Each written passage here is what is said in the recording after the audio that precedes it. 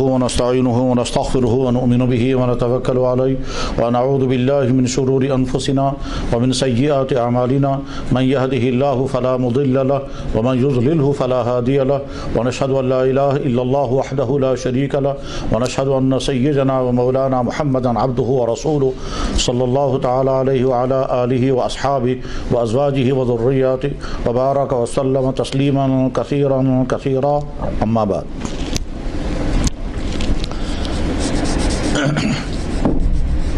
میرے بہت قابل احترام دینی بھائیوں اور دینی بہنوں،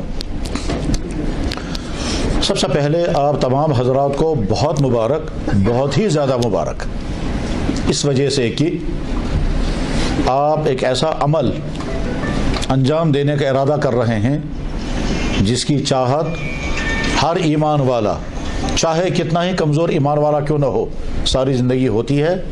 اور لاکھوں انسان وہ ہیں جو یہ خواب لے کر دنیا سے رخصت ہو گئے اور یہ خواب ان کا پورا نہیں ہوا. یاد رکھنا چاہیے، بیت اللہ کی حاضری، مدینہ طیبہ کی حاضری نہ عبادت کے بل پر ہو سکتی ہے، نہ دولت کے بل پر، نہ عہدوں کے بل پر، نہ حکومت کے بل پر، کسی بل پر نہیں. یہ صرف اور صرف اللہ کا فیصلہ اور اللہ کا انعام ہوتا ہے. اور جب اللہ کا انعام اور اللہ کا فیصلہ نہ ہو تو سب کچھ ہونے کے باوجود آدمی محروم رہتا ہے.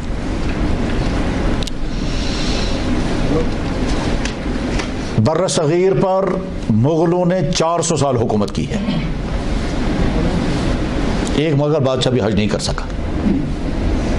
اس میں اورنگزیب جیسا دیندار ذہن کا رکھنے والا آدمی بھی تھا.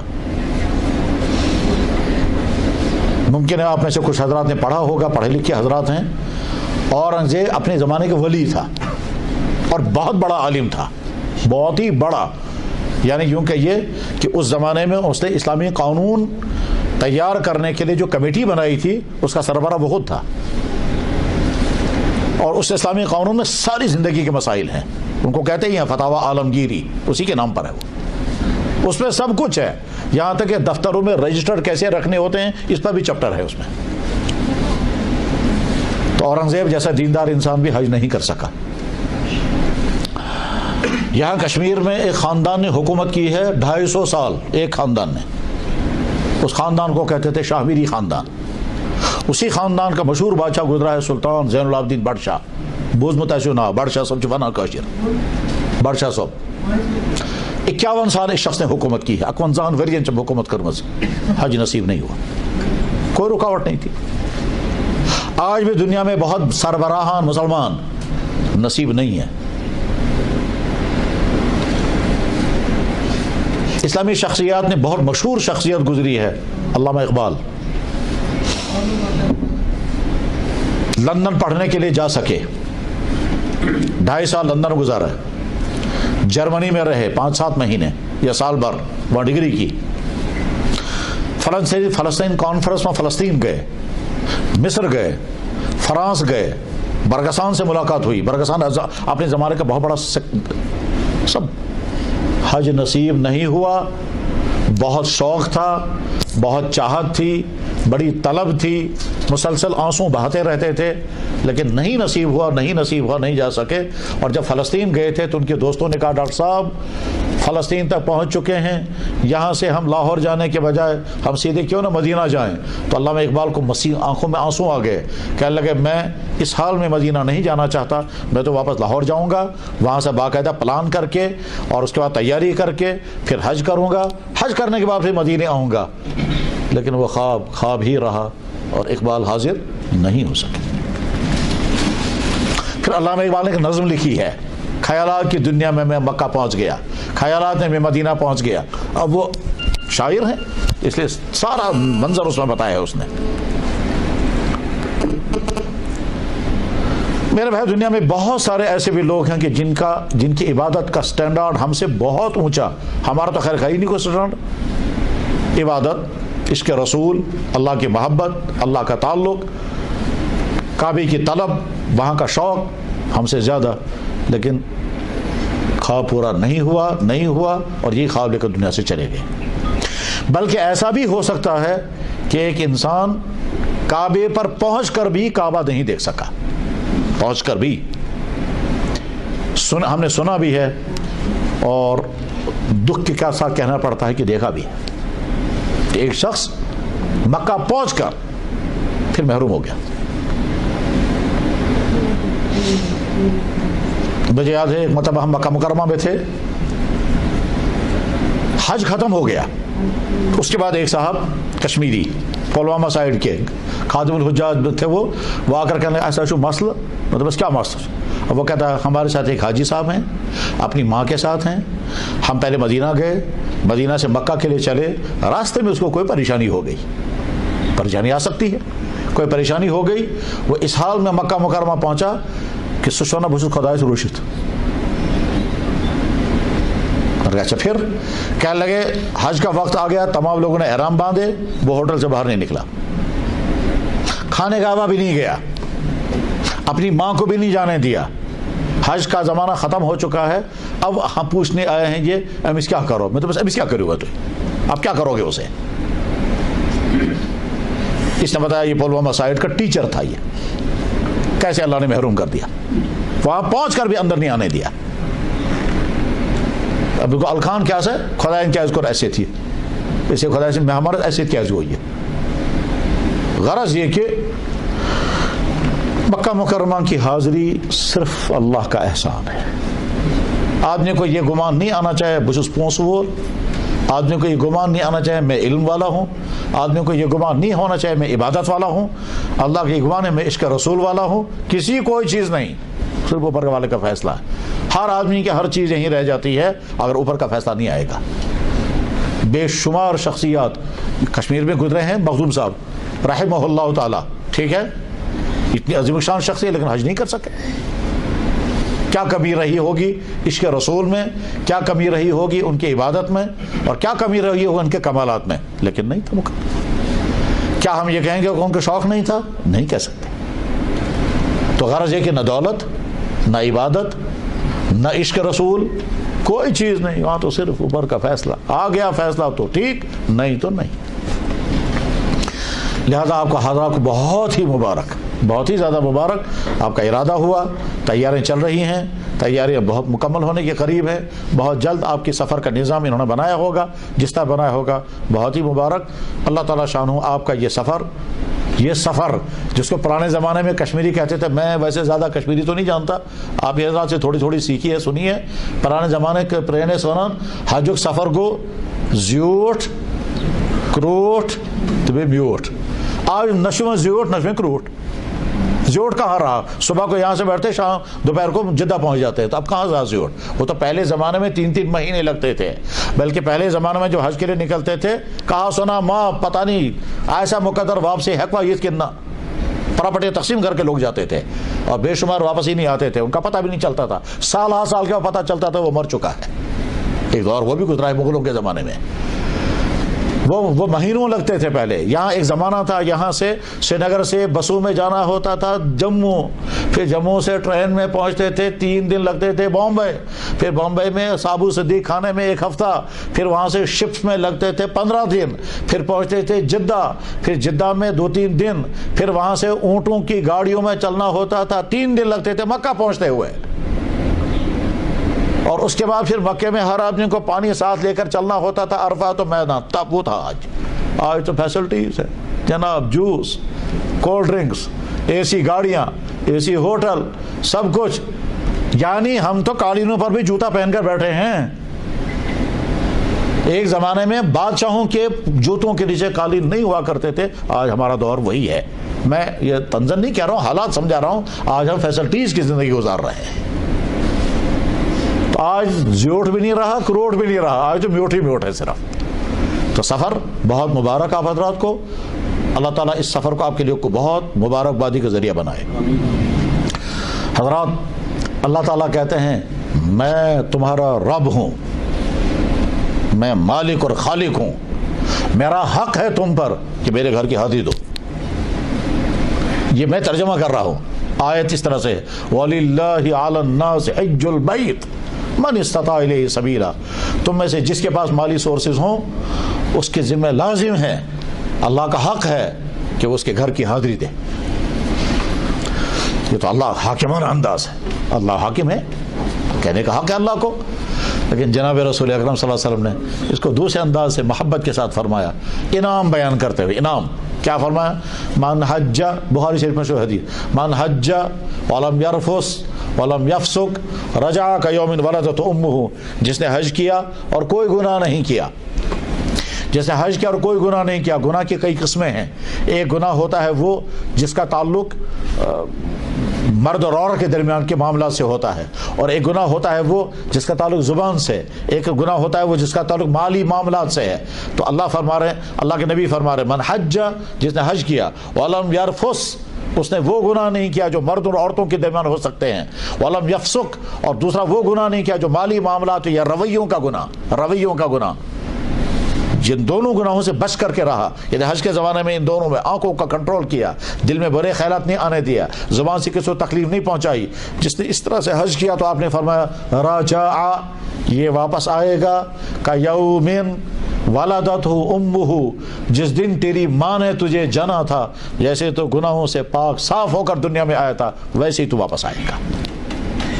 حج بخاری شریف حدیث صحیح. اتنا بڑا انعام ملنے والا. ہم میں سے کون انسان ہوگا جو یہ کہے گا کہ میری زندگی میں کوئی گناہ ہوا ہی نہیں؟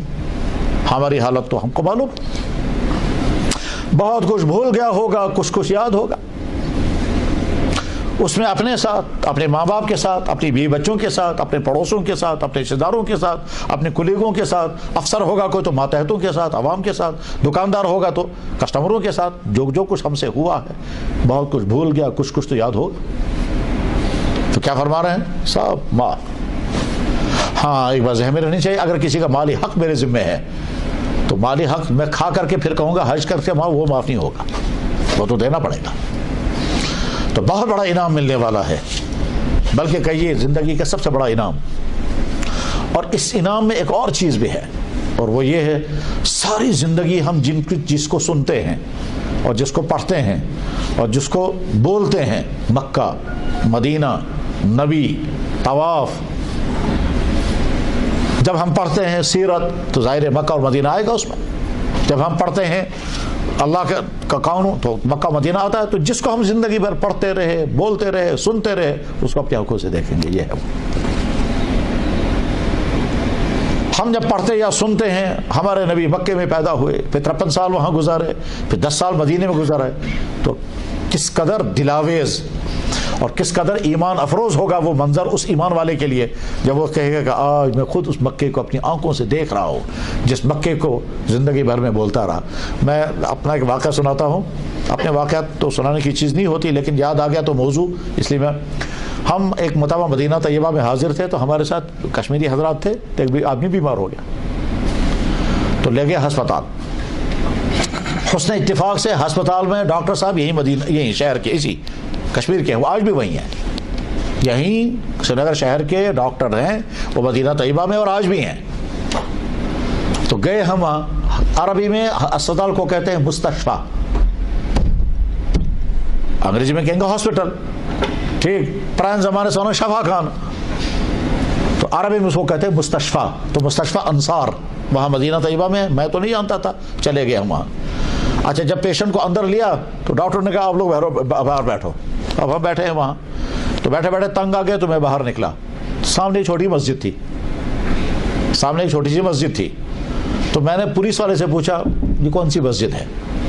تو اس نے کہا ہاں مسجد سجدہ، یہ مسجد سجدہ ہے.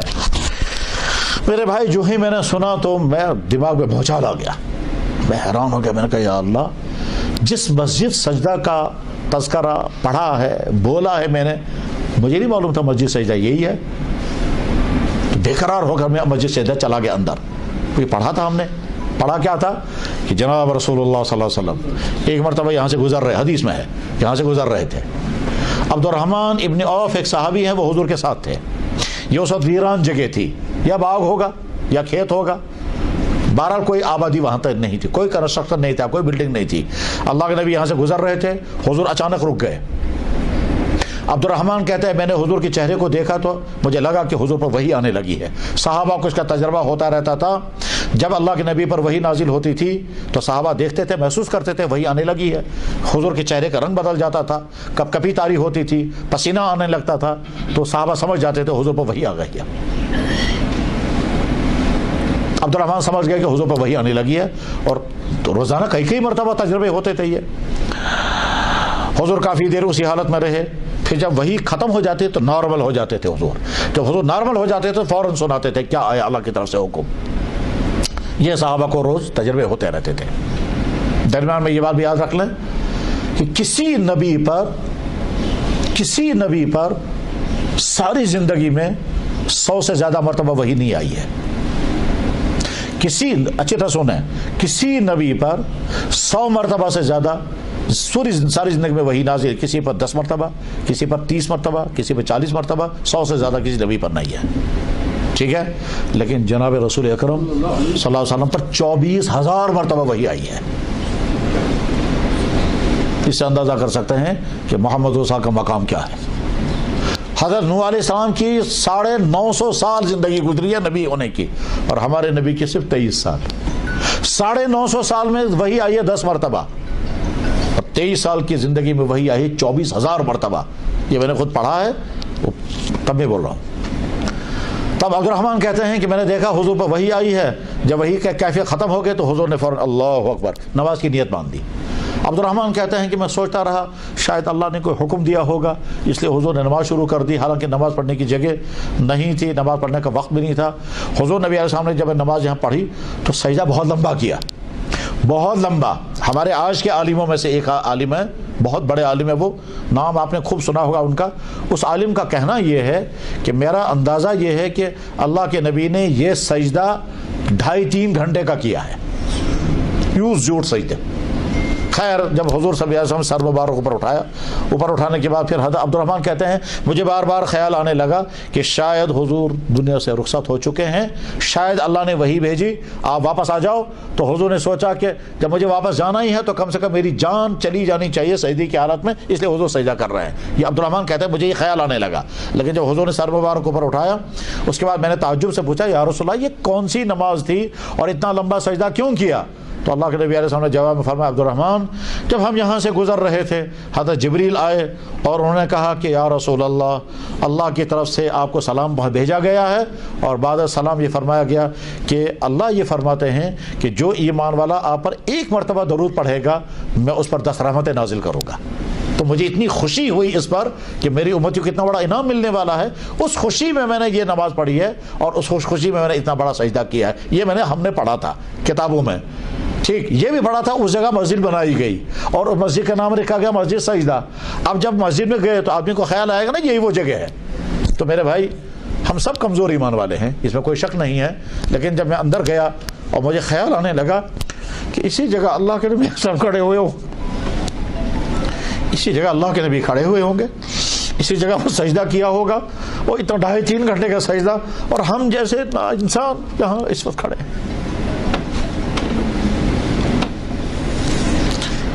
تو ایمان والا جب یہ واقعہ سنتا اور دیکھتا ہے, اور وہاں جب آپ دیکھیں گے میں اس وقت اس مسجد میں ہوں جس مسجد میں میرے نبی نے 10 سال نماز پڑھائی ہے, میں اس وقت وہاں ہوں, ہو سکتا ہے جہاں میرا سر ہے وہاں کبھی اللہ کے نبی چلے ہوں گے اور کپاؤں یہاں پڑا ہوگا. اس کا نتیجہ کیا ہوتا ہے؟ ایمانی کیفیت بڑھ جاتی ہے. جب آپ مکہ مکرمہ میں ہوں گے آپ کو کیا بتائے گا وہ ہے پہاڑی کستن کاشر چنا بچانی ہے سلیمان ٹین, ٹھیک, دور سے وہ ہے. اسی طرح سے کوئی دکھائے گا وہ ہے پہاڑی, یہ پہاڑی وہ ہے جس کا اوپر غار ہرا ہے. اسی غار ہرا میں ہمارے نبی 4-5 سال تک رہے, اور حضرت خدیجہ کھانا لے کر جاتی تھی. کھانا کیا؟ 70 کھجوریں پہنچا کے آتی تھی, اور حضور وہاں کئی دن رہتے تھے. اتفاق کے بعد میں کل حدیث پڑھائی ہے سبق, کل میں نے غار ہرا کا بیان پڑھا بخاری شریف میں. تو اسی غار ہرا کے جب آپ دوسرے کے یہی ہے وہ پہاڑ, اسی پہاڑ کے اندر وہ غار ہے جس غار کے اندر پہلی وحی نازل ہوئی ہے, اقرا بسم ربک الذی خلق. یہی وہ پہاڑ ہے جس کا اندر وہ گاف ہے جس گف کے اندر اللہ کے نبی علیہ السلام سال وہاں گزارا ہے، کئی دن، ہفتے بھر، 15 دن، پھر واپس آتے تھے، پھر وہاں نہا کر کے پھر واپس تشریف لے جاتے تھے، پانی خطو لے کر جاتے تھے، وہیں بیٹھ کر عبادت کرتے تھے جہاں تک کہ پہلی وحی نازل ہو گئی۔ اللہ اکبر۔ میرے بھائی ایک دفعہ ہم وہاں حاضر ہوئے تو مجھے یاد آتا ہے، آپ مان لیں جیسے یہ ٹیبل ہے، اس ٹیبل کے نیچے خالی ہے، تو آپ ایسے مان لیں یہ اوپر چٹان ہے، یہ چٹان کے نیچے اندر غار خالی ہے، نیچے جب آدمی بیٹھے گا تو سامنے نظر آئے گا۔ سیم اسی طرح سے جب اس غار ہرا کے اندر آدمی بیٹھتا ہے تو سامنے خانہ کعبہ پہ نظر پڑتی ہے، آج نہیں پڑتی، اب سامنے بلڈنگیں آ گئی ہیں۔ تو مجھے یاد آتا ہے کہ جب اس پتھر پر میں بیٹھا اور ہم رات کو گئے تو صبح کی نماز کا وقت ہو گیا، تو ہم نے سوچا آپ تو نماز پڑھیں گے۔ میرے بھائی جب اس پتھر پر ہم نے نماز پڑھنے کا ارادہ کیا تو مجھے ایک دم خیال آیا کہ اس غار کے اندر اقرا بسم ربک الذی خلق نازل ہوئی ہے، آج فجر کی نماز میں ہم وہی سورت پڑھیں گے۔ تو جب اس سورت کو پڑھ رہے تھے ہم نماز کے اندر اور خیال آ رہا تھا اس غار کے نیچے اللہ کے نبی بیٹھے تھے اور یہ وہی نازل ہوئی تھی، آپ اندازہ کریں کیا کیفیت رہی ہوگی۔ زندگی میں کبھی نماز میں اتنا لطف نہیں آیا جتنا اس وقت اس نماز کا آیا۔ آپ اسی مکہ اور مدینہ جائیں گے، بہت مبارک آپ کو۔ حضرات زیادہ لمبی بات نہیں کر سکتے، میں مختصراً عرض کرتا ہوں۔ دنیا مز کہت عبادت ہیکو کن جائے کرت، کہاں عبادت کن جائے ہیکو کرت، نماز، روز، تلاوت، قربانی، صدقہ، خیرات، سب کچھ ہر جگہ کر سکتے ہیں، لیکن 3 عبادتیں ایسی ہیں وہ کہیں نہیں کر سکتے، وہ کعبے میں ہی ہیں، ایک حج، ایک عمرہ اور ایک طواف، یہ اور کہیں نہیں ہوگی۔ باقی تمام عبادتیں دنیا میں ہر جگہ ہو سکتی ہیں، ہاں ہر جگہ تو ہو سکتی ہیں مگر سٹیٹس درجہ نہیں ہوگا، وہ درجہ وہاں جو ہے کعبے میں ایک نماز پڑھنے پر کتنا ثواب، 1,00,000 نمازوں کا، مدینہ میں ایک نماز پڑھنے پر کتنا ثواب، 1,000 نمازوں کا یا 50,000 نمازوں کا، 2 حدیثیں ہیں۔ ایک حدیث میں ہے مدینہ شریف میں ایک نماز ادا کرنا ثواب 1,000 نمازیں، ایک حدیث میں ہے مدینہ شریف میں ایک نماز پڑھنے پر ثواب 50,000 نمازوں کے برابر، 2 حدیثیں۔ خانہ کعبہ کے متعلق ایک ہی حدیث ہے، کلیئر کٹ 1,00,000 نمازوں کا ثواب۔ اس کا مطلب اگر ہم نے ایک جمعہ وہاں پڑھا 1,00,000 جمعہ، اللہ اکبر، اللہ اکبر۔ ظاہر سی بات ہے اگر ہم زندگی کے حساب لگائیں گے، بہت لمبی عمر اگر ہوگی 80-90 سال ہوگی تو 1,00,000 جمعہ تو پھر بھی نہیں پڑھ سکیں گے۔ ٹھیک، مکہ اور مدینہ جانا ایمان کی زیادتی کا ذریعہ بھی ہے، عبادت کی قبولیت کا ذریعہ بھی ہے، دعاؤں کے قبول ہونے کی جگہ بھی ہے، اور دعاؤں کے قبول ہونے، اللہ اکبر۔ حضرت عبداللہ بن عباس رضی اللہ تعالیٰ عنہ خانہ کعبہ کے اس کونے کے ساتھ چمٹے ہوئے دعا کر رہے تھے جس جگہ کو کہتے ہیں ملتزم۔ ملتزم کو خانہ کعبہ کے دروازے اور حجر اسود کے درمیان کا پورشن، تاچانا ملتزم، اس ملتزم میں پکڑے ہوئے دعائیں کر رہے تھے۔ جب واپس نکلے تو آنسو گر رہے تھے، تو ان کے شاگرد نے پوچھا نہیں، عبداللہ ابن عباس نے خود ہی فرمایا اس جگہ میں نے اللہ کے نبی کو دعا کرتے دیکھا، جب حضور واپس مڑے تھے تو ان کی آنکھوں سے بھی آنسو گر رہے تھے، عبداللہ ابن عباس کی آنکھوں سے آنسو گر رہے تھے۔ پھر عبداللہ ابن عباس کے شاگرد ہیں وہ بھی وہاں، پھر عبداللہ ابن عباس نے کہا اس جگہ جو دعا کی جائے گی وہ فوراً قبول ہوتی ہے۔ پھر عبداللہ ابن عباس نے کہا میری دعا یہاں قبول ہوئی ہے، ان کے شاگرد نے کہا میری دعا بھی قبول ہوئی ہے، ان کے شاگرد نے کہا میری دعا بھی قبول ہوئی ہے، ان کے شاگرد نے کہا میری دعا بھی قبول ہوئی ہے، یہاں تک کہ آج تک اس حدیث کو جو بھی بیان کرتا ہے وہ کہتا ہے کہ میں نے بھی وہاں دعا کی، میری بھی قبول ہوئی۔ مجھے اپنا یاد ہے ایک خاتون کے بارے میں طے تھا، کہتے تھے اس کو بچہ ہوگا ہی نہیں، اچھی طرح یاد ہے، ملتزم پر دعا کہ یا اللہ ڈاکٹر کہہ رہے ہیں بچہ نہیں ہوگا، سسٹم بچی کا شاید ایسا ہے کہ شاید سے بچہ نہیں ہوگا، مگر سسٹم تو آپ کے ہاتھ میں ہے، آپ چینج کرتے ہیں اس کا سسٹم، بچہ کیوں نہیں ملے؟ آج اس کے 3 بچے ہیں۔ تو دعاؤں کے قبول ہونے کی جگہ پر آپ کی حاضری ہوگی، دعاؤں کی قبولیت، گناہوں کی معافی، ایمان کی زیادتی، اور خود اللہ کے نبی علیہ السلام کی بارگاہ میں کھڑے ہو کر آپ درود شریف سے پڑھیں گے۔ فرمایا اللہ کے نبی نے جو دور سے درود بھیجتا ہے وہ مجھ تک پہنچایا جاتا ہے، جو قریب آ کر یہاں آ کر پڑھتا ہے وہ میں خود سنتا ہوں۔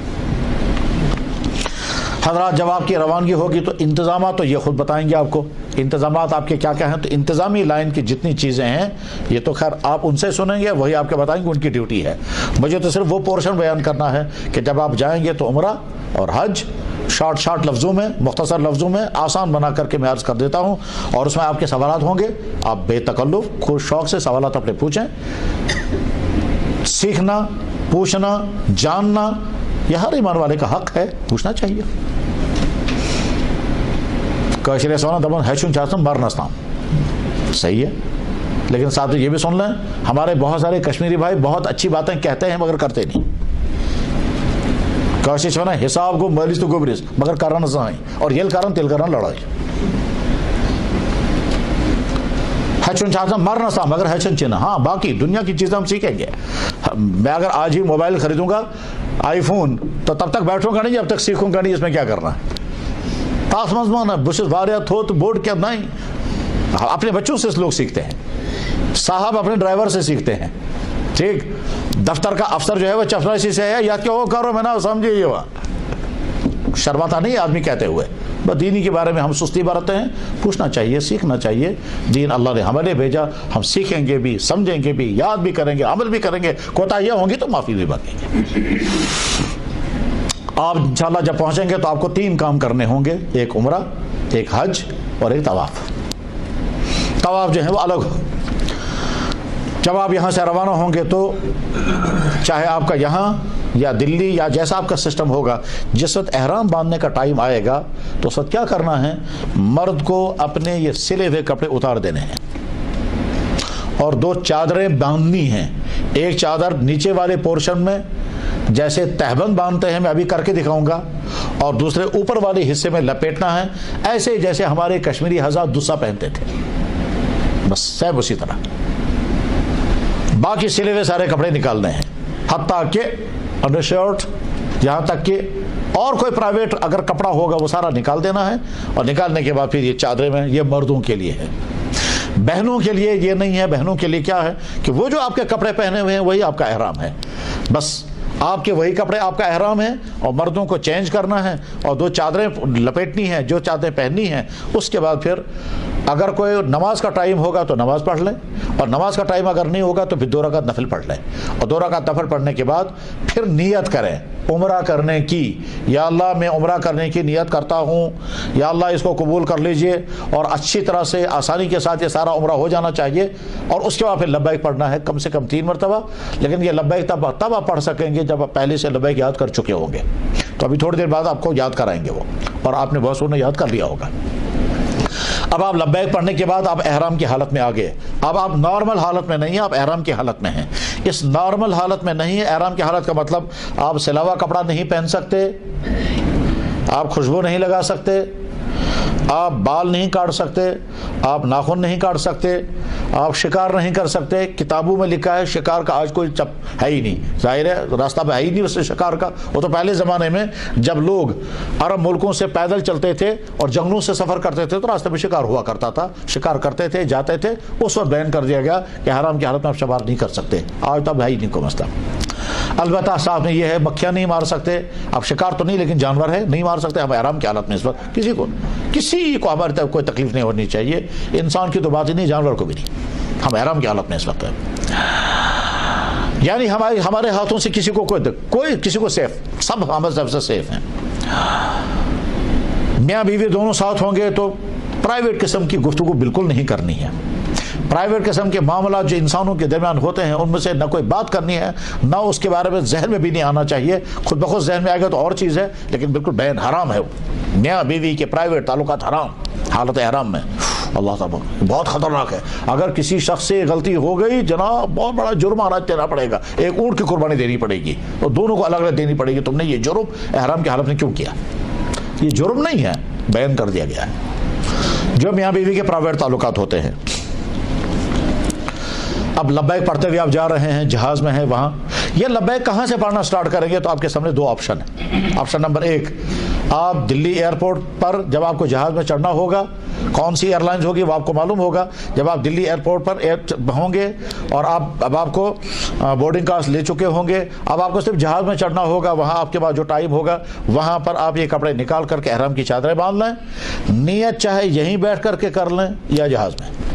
آپ وہیں بیٹھ کر نیت کریں گے تو 2 رکعت نماز بھی وہیں پڑھیں، نیت بھی پڑھ لیں، لبیک بھی پڑھ لیں، اور لبیک پڑھتے پڑھتے جہاز میں چڑھیں.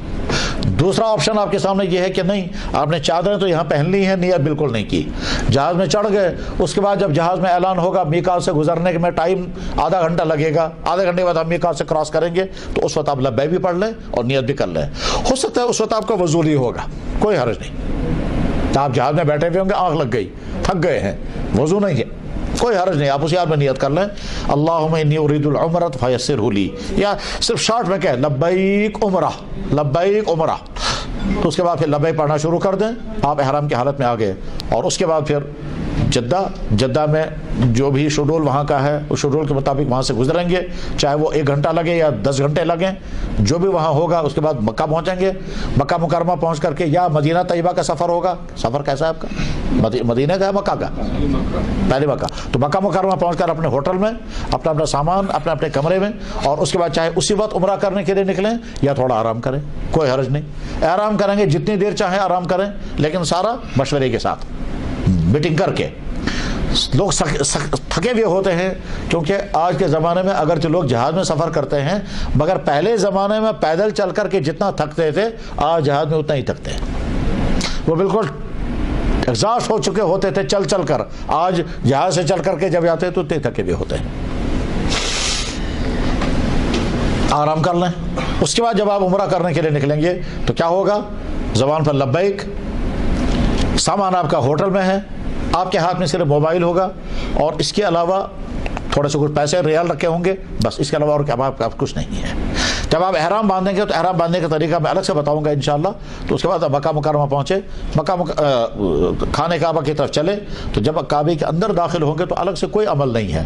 جو مسجد میں داخل ہونے کا عمل ہوتا ہے بسم اللہ والسلام علی رسول اللہ، بسم اللہ والسلام علی رسول اللہ. آسان لفظ میں کہیے، گونڈت پوری بسم اللہ الرحمن الرحیم، پت پر جو درود شریف، ہم پت پر سے اللہ مفتح لی ابواب رحمتک، بہتر چیز بسم اللہ درود شریف، اللہ مفتح لی ابواب رحمتک. مردوں کے بھی یہی ہے، خواتین بہنوں کے لیے بھی یہی ہے. اندر جب داخل ہو گئے، یہ دعا اگر بھول گئے، یاد نہیں تھی، کوئی گناہ نہیں. آپ اندر چلتے رہیں گے یہاں تک کہ کعبہ شریف پر جب نظر پڑے گی، جہاں نظر پڑے گی وہیں رک جائیں، لیکن سائڈ پر. جہاں سے آپ چل رہے ہیں وہاں نہیں، کیونکہ جہاں سے چل رہے ہیں وہاں اگر رک جائیں گے تو وہاں سیکورٹی والے یا انتظام کرنے والے آپ کو ہٹا دیں گے اور کہیں گے آگے نکل جاؤ، یہاں راستے میں کھڑے مت ہو، کیونکہ وہاں تو ہجوم آ رہا ہوگا پیچھے سے. تو ہم سائڈ پر کھڑے ہو کر کے خانہ کعبہ کے پر نگاہیں رکھ کر کے خوب دیر، جتنی دیر ہو سکے دعائیں کریں. اس ٹائم دعائیں فوراً قبول ہوتی ہیں. پہلی نگاہ کعبے پر پڑے تو دعائیں فوراً قبول ہوتی ہیں. اور کہیں کہیں کتابوں میں یہ بھی لکھا ہوا ہے کہ اس کو دعا کرنی چاہیے، یا اللہ اس پورے حج میں مجھے بہت ساری دعائیں کرنی ہیں، توفیق ملے گی، ان تمام دعاؤں کے قبول ہونے کا فیصلہ بس اسی وقت کر دیجیے. یا اللہ پرمیشن تھا تم جم تے دعا اس حاجت میں کر تم کے سارے کو بس. اس کے بعد پھر آگے، اور اگر طویل دعا کر سکے تو بہت اچھا.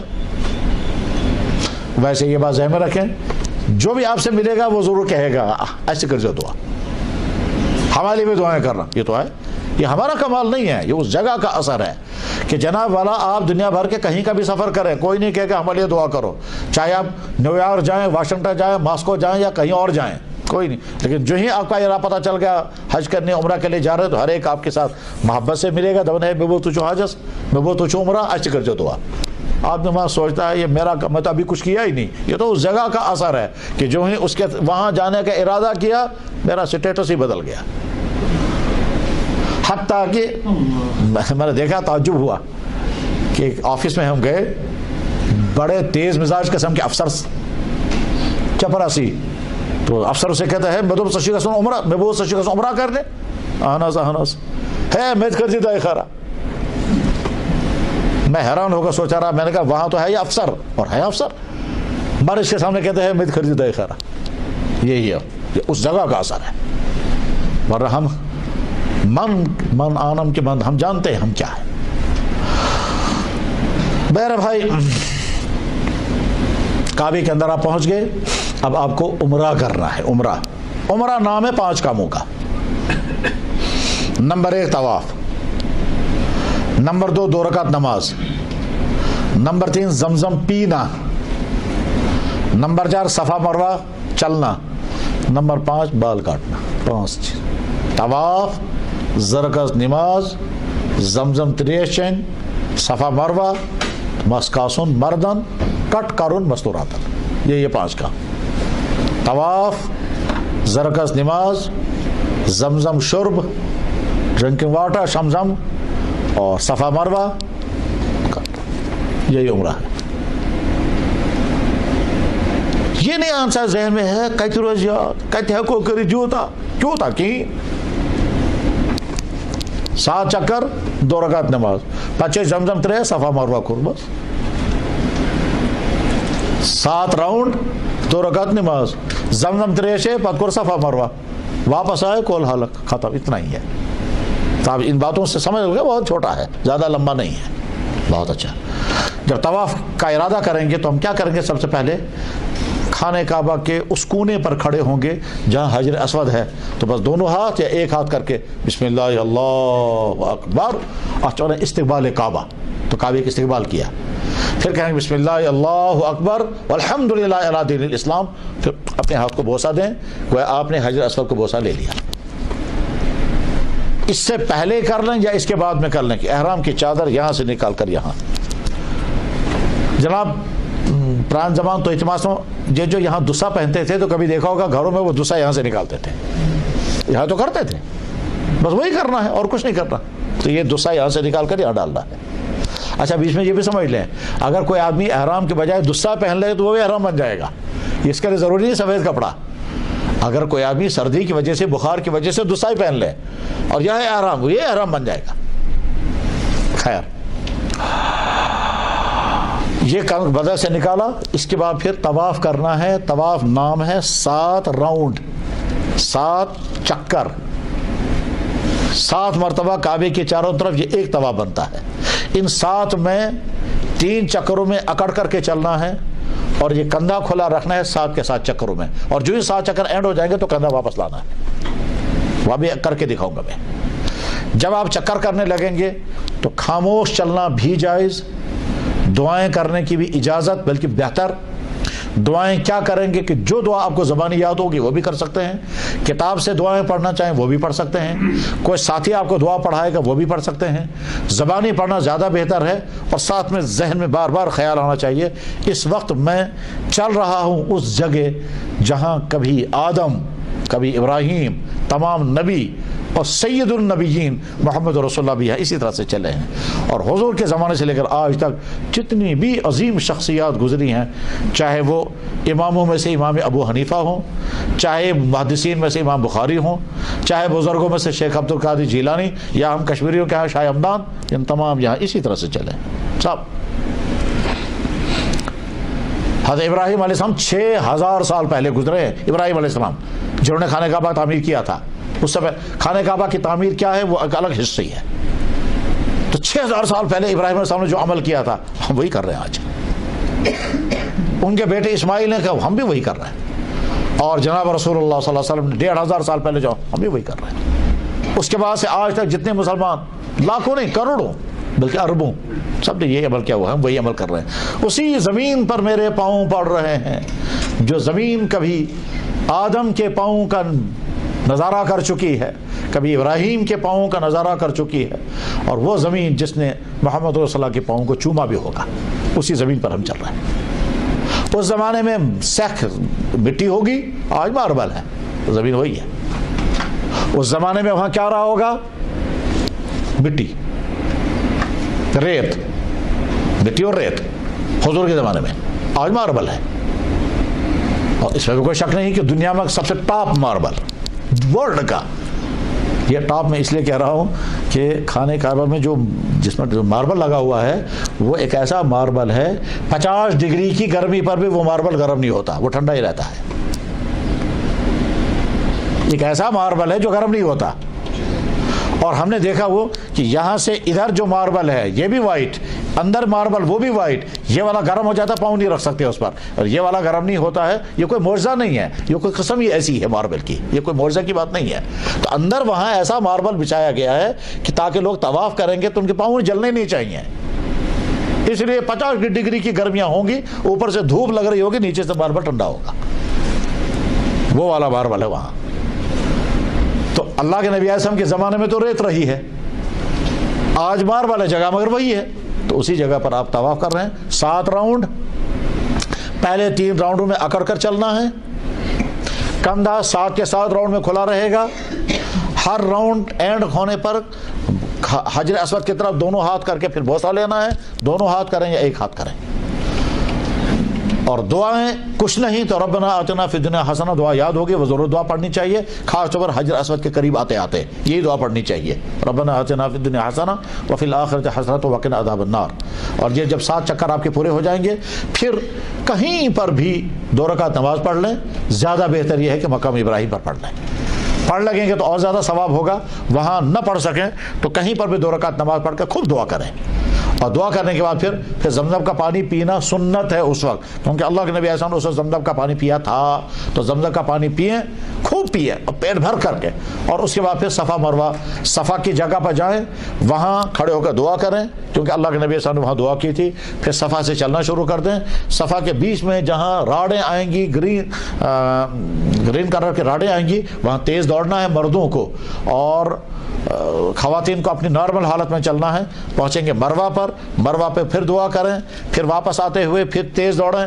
صفا مروہ اس طرح سے، صفا سے مروہ تک 1، مروہ سے صفا تک 2، صفا سے مروہ 3، مروہ سے صفا 4، صفا سے مروہ 5، مروہ سے صفا 3، صفا سے اینڈ مروہ 7. اور مروہ پر آپ کا عمرہ اینڈ ہو گیا. اس کے بعد پھر آپ کو کچھ نہیں کرنا ہے، صرف اپنے بال کاٹنے ہیں. مردوں کو چاہے کاسون یا مسکرپن، چاہے بالکل صاف کر لیں اس طرح سے، اور چاہے کٹائی کر لیں. اور خواتین کو بس اتنا لینا ہے.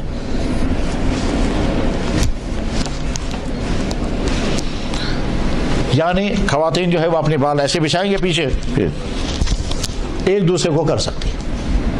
بس شرط ہے، یہ حکم ہے. آپ کا عمرہ ختم ہو گیا. عمرہ ختم ہونے کے بعد اب آپ نارمل حالت میں وہاں رہیں گے مکہ مکرمہ میں. بس زیادہ سے زیادہ طواف کریں، زیادہ سے زیادہ نمازیں پڑھیں، دعائیں کریں. کچھ نہیں کر سکیں گے تو صرف خانہ کعبہ کو دیکھتے رہیں. دنیا میں صرف کعبہ شریف ایسی جگہ ہے جس کو دیکھنا بھی عبادت ہے. بسم اللہ الرحمن الرحیم.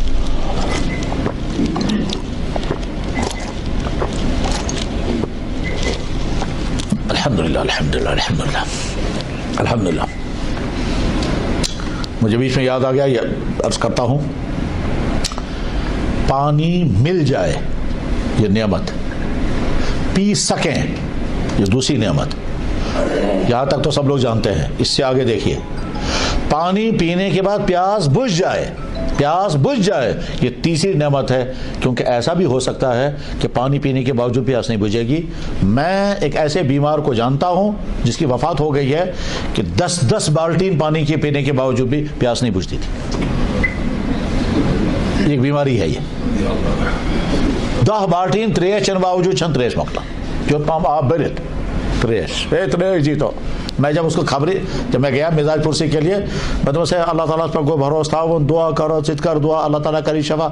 کہتا ہے سوری صحیح مگر کون چاہو تمہیں تریش امس نیچی دیت میں تریش گلاس میں تروہ ساسس مس اخ زکات دون ہے سوری صحیح مگر میں چاہو تریش گلاس مگر میں جیسے. اللہ حفاظت میرے بھائی. آپ سوچیں 10 بالٹین پانی جس کی باڈی میں جائے گا وہ پانی کہاں جائے گا؟ تو ڈیوٹی یہی تھی، یہاں سے پانی کا گلاس لیا، وہاں سے باتھ روم، بس یہی رات دن 24 گھنٹے یہی مسئلہ. جو ہی آنکھ لگ گئی، منہ میں کانٹے پڑ گئے، آنکھ کھل گئی ہے میں چاہتا ہوں تریش. پھر سویا، نیند جو ہی منہ خشک ہو گیا، پھر آنکھ کھل گئی. تب منہ میں لعاب پیدا ہونا اللہ کی بہت بڑی مہربانی ہے. سمجھ میں تب آ جائے گا جب یہ لعاب پیدا ہونا بند ہو جائے گا اور منہ میں کانٹے پڑ جاتے ہیں. انسان کی خامیوں میں سے ایک بڑی خامی یہ ہے کہ نعمت کا وہ احساس نہیں کرتا ہے، جب نعمت چھن جاتی ہے تب پتہ چلتا ہے. ایک صاحب کو میں نے کہا کیا حال دپان اس چیز تو داری چھ سنا سو چیز پاد کرنے خاطر میں راتس 10-15 ساس خرچ کریں میں دپس یار مے آو نہ سمجھ دپان اس چیز تو داری چھ سنا سو چیز پاد کرنے خاطر چھس بہ 10-15 ساس راتس خرچ کر میں دپان یار میری سمجھ میں نہیں آیا کہنے کا تھوک ہم تھوک پھینکتے ہیں منہ میں تھوک پیدا ہونے کا سسٹم اگر ختم ہو جائے تو اس کے بعد پھر دوائیاں کھانی پڑتی ہیں تب بھی تھوک پیدا نہیں ہوتا. جنہوں نے میڈیکل پڑھا ہوگا وہ سمجھ جائیں گے کہ اللہ نے انسان کے منہ میں گلینڈز رکھے ہیں جن سے پانی نکلتا ہے. آب یون یہ اللہ کی مہربانی ہے. یہ سمجھ میں تب آئے گا جب پیدا ہونا بند ہوگا پھر پیاس ہی نہیں بجھتی ہے. یہ مجھے اس پر یاد آیا پانی پینے پر. بسم اللہ الحمدللہ الحمدللہ.